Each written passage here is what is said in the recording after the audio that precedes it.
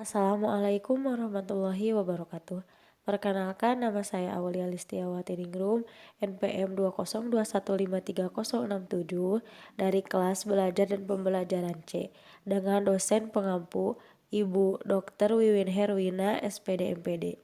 Di sini saya membuat video pembelajaran tentang pengertian pembelajaran dengan proses kerja ilmiah. Pengertian pembelajaran. Menurut Gagne pada tahun 1977, pembelajaran adalah seperangkat peristiwa-peristiwa eksternal yang dirancang untuk mendukung beberapa proses belajar yang bersifat internal. Menurut Munib Chatib, pembelajaran merupakan proses transfer ilmu dua arah antara guru sebagai pemberi informasi dan siswa sebagai penerima informasi.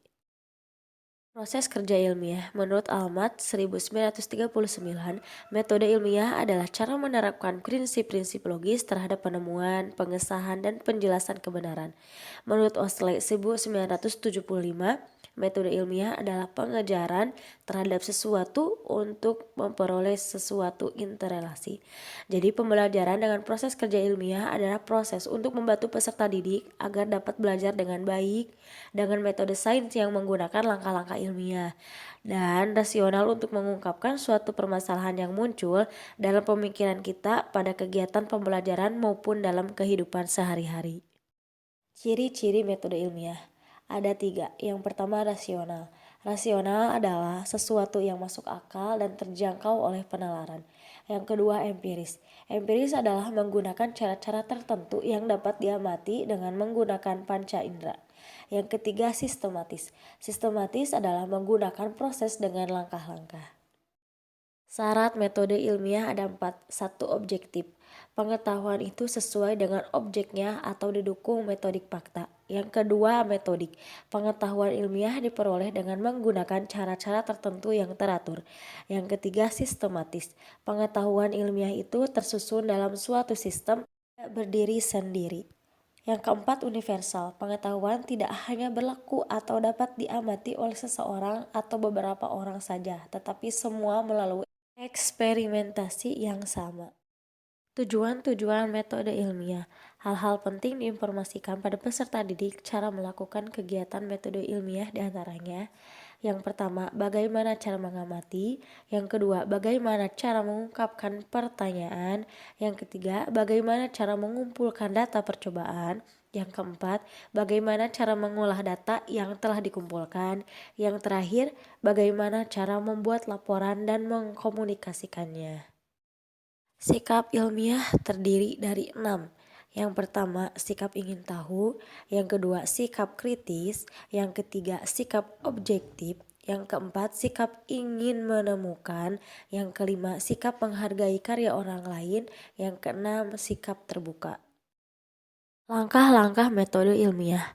Yang pertama, merumuskan masalah. Ada beberapa hal yang perlu diperhatikan dalam merumuskan masalah.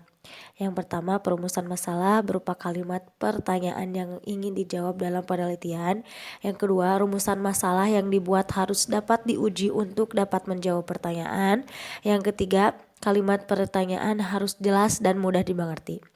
Yang kedua, menyusun teori dasar. Yang ketiga, merumuskan hipotesis. Hipotesis adalah jawaban sementara dari rumusan yang masih memerlukan pembuktian kebenarannya. Yang keempat, menerapkan variabel penelitian. Ada 3 jenis variabel, yaitu variabel terikat, variabel bebas, dan variabel kontrol. Yang kelima, merancang eksperimen. Yang keenam, melakukan eksperimen. Yang ketujuh, menyimpulkan. Yang terakhir, melaporkan hasil. Kriteria metode ilmiah ada 3. Yang satu, berdasarkan fakta. Berdasarkan fakta dalam pengambilan kesimpulan dan melakukan analisa bukan hanya berdasarkan pendapat peneliti umum, harus berdasarkan bukti yang nyata dan hasil penelitian yang dilakukan. Yang kedua, bebas dari prasangka.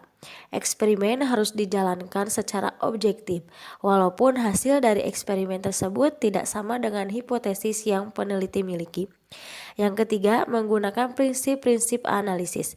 Pengembangan kemampuan analisis sangat sejalan dengan prinsip-prinsip analisis yang digunakan untuk melakukan penarikan kesimpulan yang sesuai dengan metode ilmiah. Yang artinya kejelasan urutan kejadian yang artinya kejelasan urutan kejadian dan berpikir sangat dibutuhkan untuk memberikan penjelasan terhadap suatu fenomena.